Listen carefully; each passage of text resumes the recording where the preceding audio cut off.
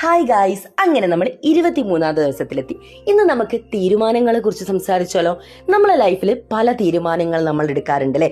ഒരു course choose ചെയ്യുമ്പോൾ, ഒരു വ്യക്തിയെ ചൂസ് ചെയ്യുന്ന സമയത്ത് അങ്ങനെ പല തീരുമാനങ്ങൾ നമ്മൾ എടുക്കാറുണ്ട്. ഒരു മൊമെന്റ് കഴിഞ്ഞ് നമുക്ക് തോന്നുകയാണ് നമ്മൾ എടുത്ത തീരുമാനങ്ങൾ തെറ്റായി പോയിന്ന്. ചില ആളുകൾ അത് റിയലൈസ് ചെയ്ത് കഴിഞ്ഞാലും എന്ത് ചെയ്യും? അതിന് തന്നെ സ്റ്റിക്ക് ചെയ്ത് ഇങ്ങനെ മുന്നോട്ട് പോകും. എന്തുകൊണ്ടാ?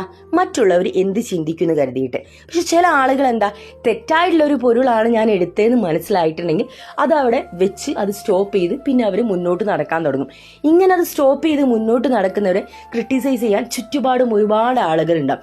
ഈ ആളുകളോടൊക്കെ നമ്മളെ വിൻസ്റ്റൺ ചർച്ചിൽ പറഞ്ഞ പോലെ എനിക്ക് പറയാനുള്ളൂ.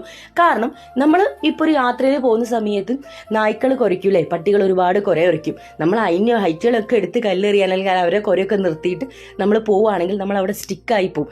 നമ്മൾ അവിടെ സ്റ്റെക്കായി പോകും. സ്റ്റെക്കായി പോകും. നമ്മൾ മുന്നോട്ട് പോവില്ല. അപ്പം മുന്നോട്ട് പോകണോ അവിടെ നിൽക്കണമെന്ന് നമ്മൾ തന്നെ തീരുമാനിക്കാം.